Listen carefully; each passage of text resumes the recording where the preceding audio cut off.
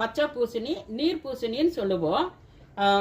பிறகு இது பச்சை பூசணின்னு சொல்லலாம். இதை வச்சு நம்ம மோர் குழம்பு இன்னைக்கு வைக்கலாம்.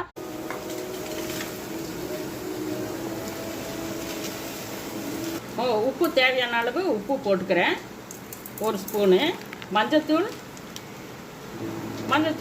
தண்ணி இந்த டம்ளரில் 1 டம்ளர். இப்போ கிண்டி விட்டு மூடி போட்டுடணும்.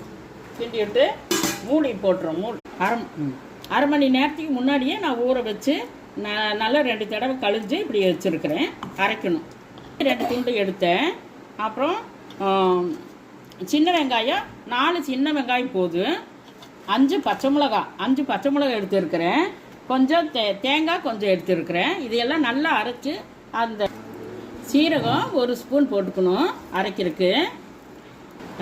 இந்த மாதிரி நம்ம இந்த அரைச்சதுக்கு எடுத்த பொருள்கள் எல்லாம் இப்படி நைஸாக அரைக்கணும். இப்போ நம்ம இதெல்லாம் போட்டுடலாம்.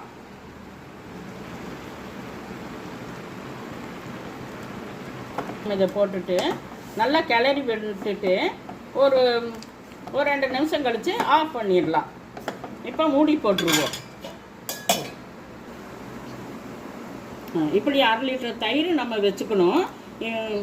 இதை மிக்சியில் போட்டு நல்லா அரைச்சிடணும்.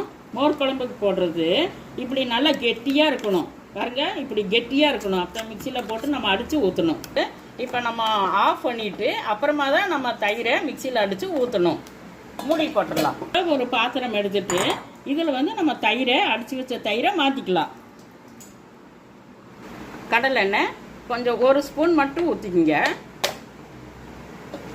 நம்ம கடுகு 1/2 ஸ்பூன் கடுகு போட்டுருவோம். காஞ்ச 2 காஞ்ச மிளகாய் போட்டுருவோம். அதோடவே நம்ம கருவேப்பிலை தலையை போட்டுருவோம். தலை நல்லா மொறுன்னு வணங்கிருச்சு. இப்போ நம்ம பெருங்காயத்தூள் போட்டுக்கலாம்.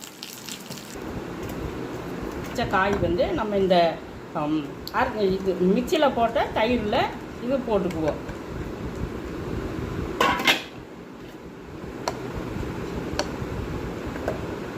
இந்த கருவேப்பிலை மிளகா நம்ம தாளிப்பு கொடுத்தது எல்லாத்தையும் சேர்ந்து போட்டுருவோம்.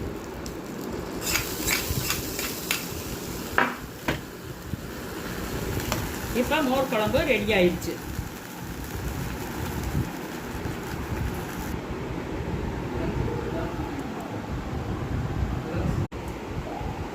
ரொம்ப நல்லா இருக்குது. ரொம்ப அருமையாக இருக்குது.